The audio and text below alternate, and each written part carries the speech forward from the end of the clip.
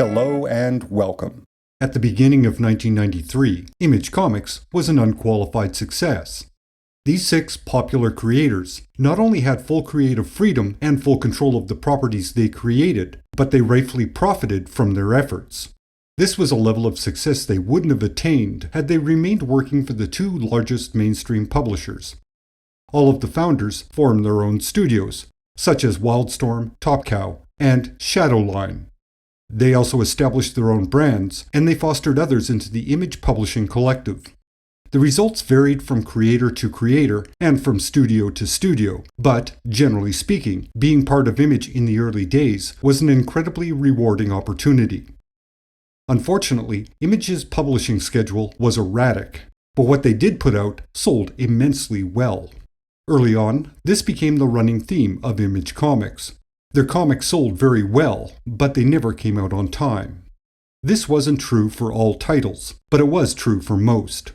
Spawn, for example, was very consistent and arrived monthly for almost all of its first year. Late shipping was such a problem in early 1993 that Image Comics was singled out as the reason why distribution companies changed their return policies. In simple terms, distribution companies would ship a comic if it was up to 90 days late. This window was lowered to 30 days, and a penalty fee was applied to a publisher if they solicited a comic and then provided it late. The change was necessary because, due to the volume being ordered, late titles tied up millions of dollars for distributors and retailers. Furthermore, a retailer could order, for example, 100 copies of a title that shipped 3 or 4 months late, only to find interest in that title had waned during the delay. As a consequence, the retailers would get stuck with a pile of useless paper they couldn't sell. While Image certainly wasn't the only company with late titles, they were the most high-profile, the most contentious, and the most problematic. Furthermore, some Image titles advertised retailer incentives, such as posters or polybag comics, that weren't fulfilled, and they would refuse some returns despite the inaccuracies in their solicitations. The conclusion one might arrive at is that Image Comics not only rebelled against the mainstream publishers, but the entire system that supported the industry. While the move away from the publishers was a good, calculated move, their dealings with distributors seemed to be haphazard and unprofessional. Or, more accurately, it was a sign of their inexperience with the nuts and bolts of the system that placed comic books into people's hands. This perception was further exacerbated by the Deathmate crossover event. This was a joint publishing venture between Valiant and Image in late 1993. It was a miniseries that was heavily promoted and ordered, but due to delays, it sold poorly. Readers had lost all interest in it, and as a result, retailers were stuck with comics they couldn't give away. This incident is often cited as the point the speculator market crashed. Again, many other factors were involved in the market crashing, but Deathmate is an easy-to-point-out, high-profile project whose failure clearly signaled the end was nigh. Overall, the disagreements between Image and the distributors and the retailers is a messy, convoluted situation where both parties are a little bit right and a little bit wrong. But it does explain, historically speaking, why Image Comics unfairly bears the burden for the market crashing and burning. Despite these disagreements with the industry supply chain, the Image founders were making all the right moves to ensure their success. In early 1993, the founders would make 2 very important decisions that would solidify their position as a stable publisher. The partnership between Malibu and Image would last 1 year. Along with printing, distribution, and all production duties, Malibu was also responsible for the marketing of Image titles. And at the beginning of 1993, the Image partners thought it was time for them to take full control of all aspects of the Image product. Officially, the split was amicable. However, behind the scenes, it was a slightly different story. To paraphrase Dave Ulbrich, the publisher of Malibu, the Image people seemed to think Malibu would be entirely devoted to Image titles, at the expense of the other comic books they published. Due to this, the Image founders believed Malibu was doing a very poor job of marketing and promoting Image titles. Or, in Ulbrich's words, Jim Lee said, "We could hire 4 monkeys to do the same thing for us that Malibu does." And then there was the Ultraverse. Malibu planned to launch their own superhero universe, the Ultraverse, in June of 1993. According to Ulbrich, this news did not sit well with the Image people. While not acknowledged by any of the founders, this appears to be one of the factors involved in their decision to make a complete break from Malibu. Image did not want to be associated with a company that would be directly competing with them. Not only that, but with Malibu publishing both Image and Ultraverse, there may be an implied endorsement by Image of this competing product. In the end, splitting from Malibu was a good decision. The Ultraverse was successful, and, within a few years, Marvel Comics bought Malibu and all of its assets. Had there been a formal, ongoing publishing contract between Image and Malibu, Marvel would have inherited that for the remainder of the contract. Unless, of course, there was a specific clause that allowed Image to opt out in the event of a change in ownership. Regardless, it could have been a legal headache for Image. After severing ties with Malibu, Image made another very wise move. They hired Larry Marder. Along with being an independent comic book creator, Marder had a fair amount of experience in marketing and advertising. In fact, Marder had organized the convention that debuted the Image founders to the public. It was an event so popular, the founders had to be put in a tent outside the convention in order to accommodate the thousands of people that arrived to see them. This made an impression on both Jim Lee and Todd McFarlane. Marder met with the Image founders and discussed expectations. Marder expressed the necessity of Image's survival for all creators in the field. With Image being a high-profile venture with some very successful talent, its failure could negatively impact the advances made to creators' rights. Also, a failure could make distributors less willing to carry independent titles in the future. So, at this point, there was no turning back. Image was almost morally obligated to continue being a success.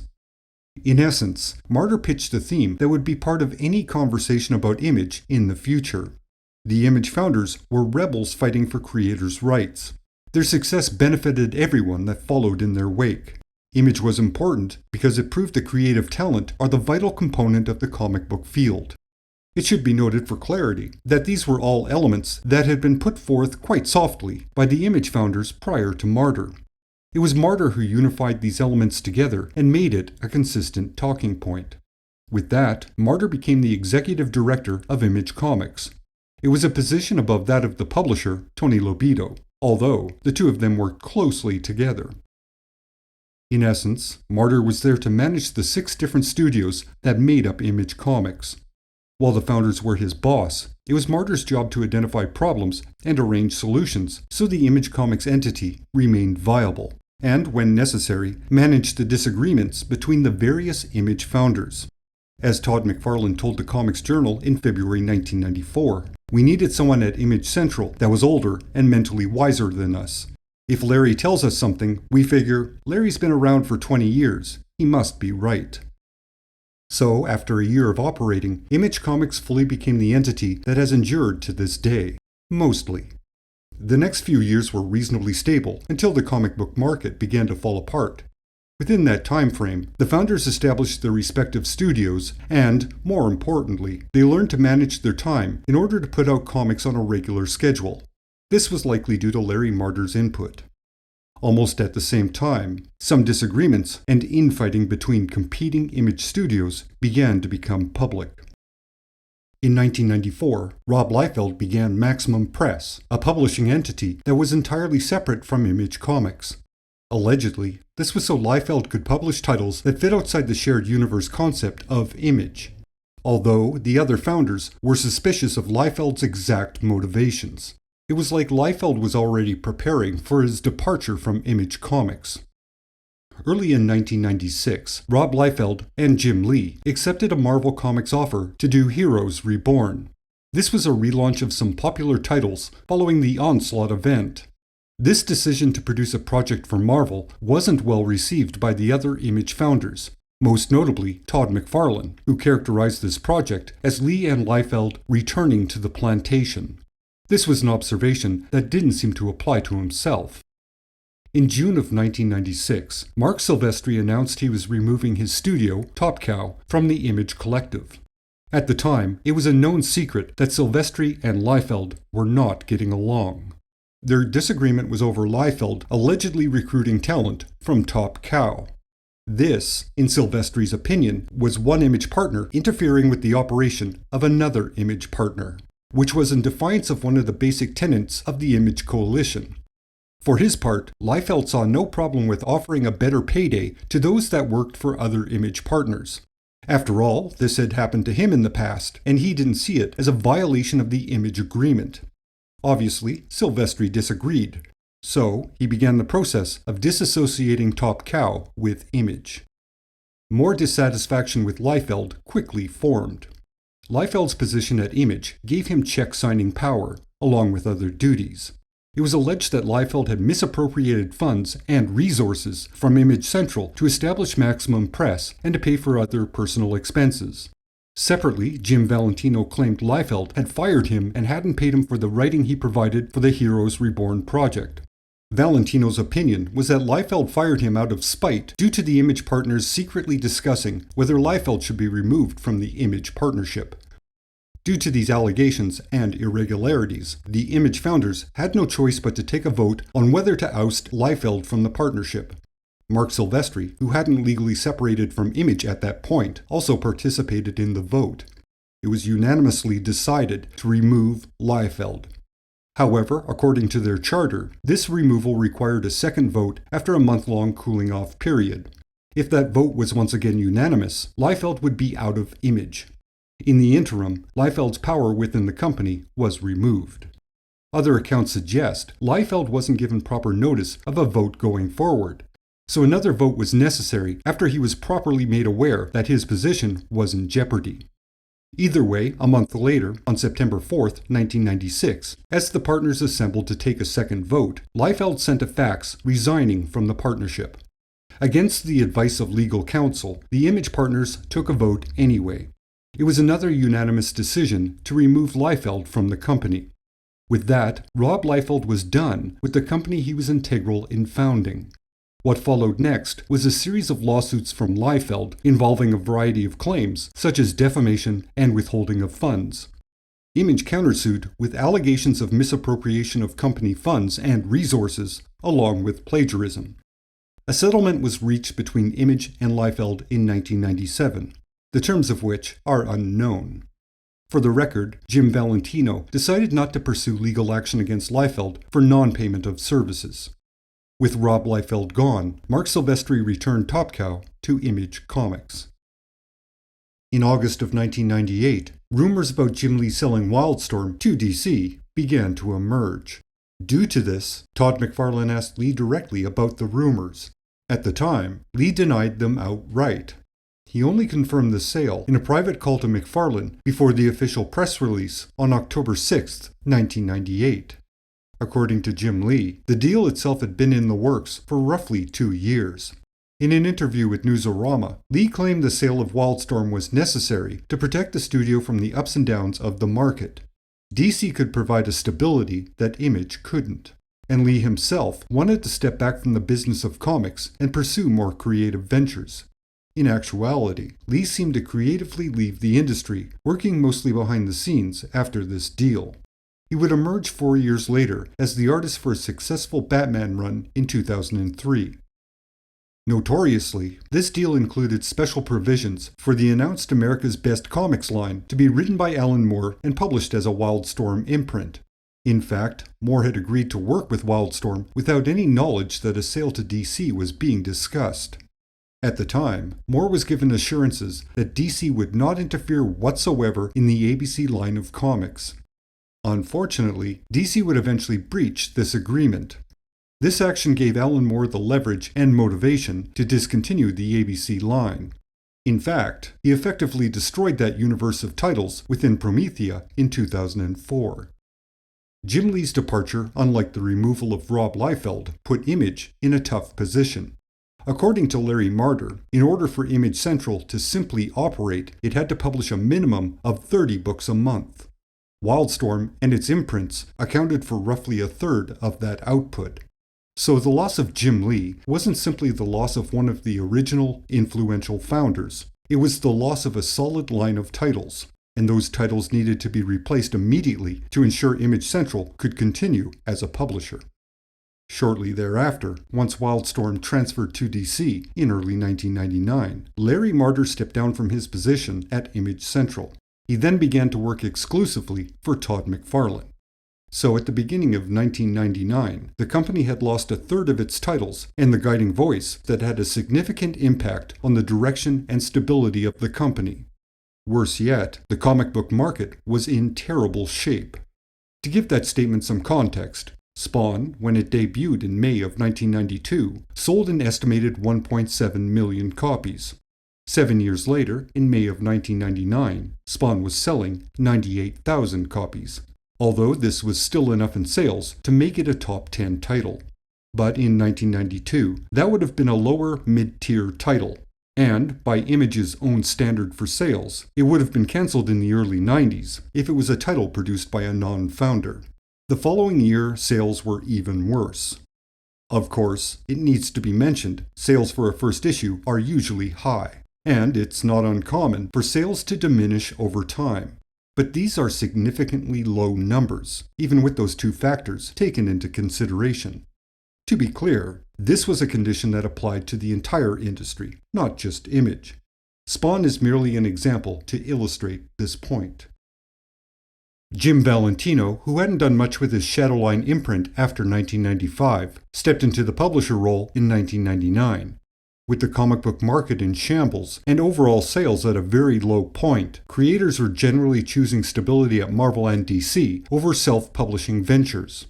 During this time, two successful independent titles, Strangers in Paradise by Terry Moore and Bone by Jeff Smith, joined Image to protect themselves against the market instability. Valentino, with his non-superhero friendly attitude, pulled in creators that would otherwise have avoided Image as an option. At the time, Image simply needed titles to publish. In a manner of speaking, the company had to take risks in order to simply remain stable. The two most well-known examples of creators that received exposure at Image under Valentino's direction were Robert Kirkman, who created Walking Dead with Tony Moore, and Brian Michael Bendis, who created Powers with Michael Avon Oeming. Valentino would also publish licensed properties such as G.I. Joe and Micronauts, although those titles were produced by Devil's Due Studio for Image. Under Valentino's direction, Image Comics diversified its publishing portfolio and it started to resemble the entity that currently exists. It also transformed into a company that actually embodied the principles codified by Larry Marder. Image became a creator-friendly operation for everyone, not just those that were popular and established. It was now a place where creators, both writers and artists, could be discovered. The publisher role was taken over by Erik Larsen in 2004. Neither Larsen nor Valentino discussed this change of leadership at length. All that is certain is that Valentino's removal as publisher was not voluntary. Larsen characterized his publishing mandate as, "There's going to be fewer shitty comics. Fewer comics where you say, 'What the hell were they thinking?'" This appears to reflect the general opinion of the other Image founders. By their estimation, the company had strayed too far into alternative comics territory, and it was starting to resemble a vanity-style press. In essence, this signified a slight change in attitude. Generally speaking, the focus shifted to titles with mainstream appeal by creators that maintained a level of professional quality. By implication, whether correct or otherwise, this seemed to be the two elements the other founders believed was missing under Valentino's direction. Also, it's difficult to overlook the fact that Valentino never had the high regard of the other founders. His output, marketability, and sales were minimal compared to the other founders. He was also brought into the original collective at the insistence of Rob Liefeld, who was persona non grata at the company. So these factors may have played a role in Valentino's sudden removal from a position of power. Erik Larsen would hold the publisher position until early 2008, at which point Eric Stephenson was named the new publisher of Image Comics. It's a position he holds to this day. Stephenson had been working behind the scenes at Image for many years, and he had worked closely with both Jim Valentino and Erik Larsen. So he was quite familiar with how the market had changed and how the company adapted to these changes. As a choice, Stephenson seemed to have sensibilities situated between both Valentino and Larsen. This is reflected in some of the more recent popular titles published by the company. In July of 2008, Robert Kirkman became the first and currently the only writer to become a full-fledged Image partner. Notably, he is the only new partner since the company formed in 1992. This addition was in recognition of his significant contributions to the Image brand. Unsurprisingly, Kirkman immediately became an outspoken advocate for the benefits of publishing with Image. In the past 10 to 15 years, Image has become, quite possibly by accident rather than design, a replacement for the recently shuttered Vertigo Comics imprint. When the content diversified under Valentino, the benefits of Image outweighed those by Vertigo. The creators' rights were better, and the potential rewards were also greater. There was also a lack of editorial interference. At the same time, there were risks. For example, one had to be able to survive on their savings or through a day job, and take a gamble that their project would be successful. But again, it was a good opportunity for those with an interesting creative vision, a professional approach to the medium, and a dedication to their craft. In the end, with some good business choices early on, and a willingness to expand into more genres than superheroes, Image Comics became a solid publishing venture. It's not a company without some controversy, especially during its formative years. And the unity of the founders was a public relations creation that's not quite reflected in the behind-the-scenes interactions. Overall, it managed to survive and thrive through some wise decisions and a firm belief in themselves. The ideals expressed, creators' rights as the main example, were mostly a byproduct of their own self-interests. But it would be an error to suggest everyone's motives were exactly the same or included the same level of self-involvement. The common theme is that all six were looking for a challenge, and they needed freedom to accomplish anything worthwhile. Worthwhile by their standards, that is, not the standards of critics or anyone else within the industry. That's it for today. Like, share, subscribe, and comment, and I will talk at you later. Until next time.